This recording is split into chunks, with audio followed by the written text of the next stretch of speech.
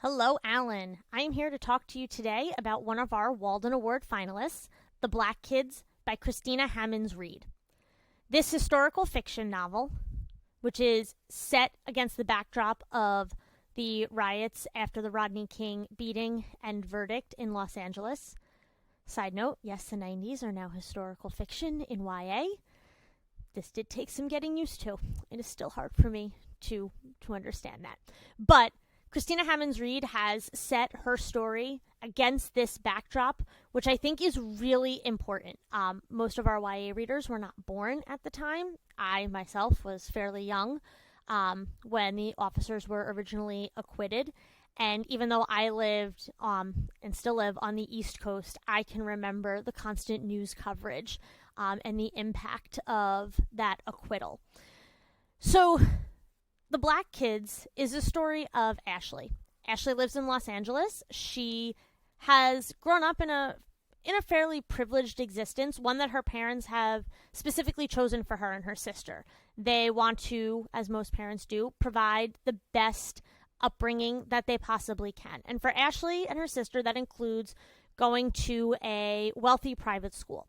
Ashley's one of the only black students in the school, and most of her friends are white. In fact, she feels fairly alienated from the handful of other black students that do attend the school because all of her friends are white, and she feels like she doesn't fit in with the other black kids. Ashley doesn't find it strange that she is the only person of color in her friend group. It's all that she's known. What readers will notice, though, are the microaggressions and sometimes more that do surround her fairly often at school. Ashley doesn't notice because it's just the way that school is for her and always has been. But Ashley's life is changed after Rodney King is beaten nearly to death by police officers in the Los Angeles Police Department. And she continues to follow the trial of the officers who beat Rodney King. There are a lot of parallels, unfortunately, to current events of the last few years, and I think a lot of teens will connect with the plot in that way. Ashley is forced to reckon with who she is, who she's becoming, who she wants to be. She starts to think about being the only black girl in her group of friends and what that means. She's forced to examine her life as a black woman in a way that she's never had to think of before. And she also starts to talk to her family more, to talk to her sister and her parents, and to understand what their experiences are as people of color in America. The book is sometimes told in almost like a stream of consciousness, and a lot of my teens connect to it because of that. They feel that it seems real. It's the way that we think. That's what a few of them have told me.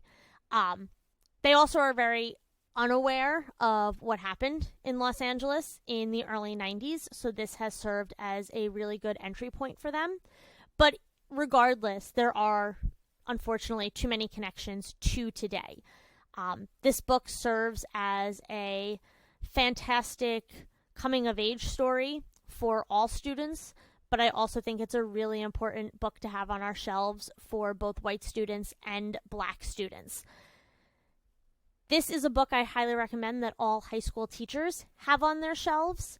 I also think that it's a really easy hand sell because it's one of my favorite covers of the last few years.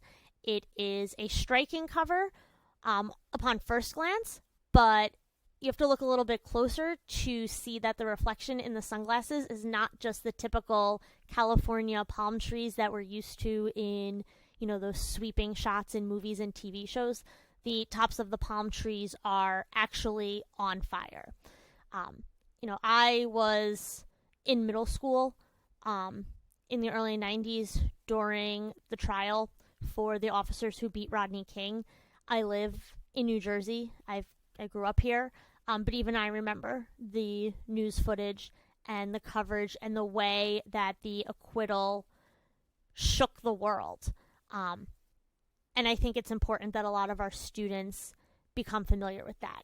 And this doesn't come across as a didactic novel. The Rodney King story is the backdrop, but it serves to really make Ashley think about who she is and who she wants to be.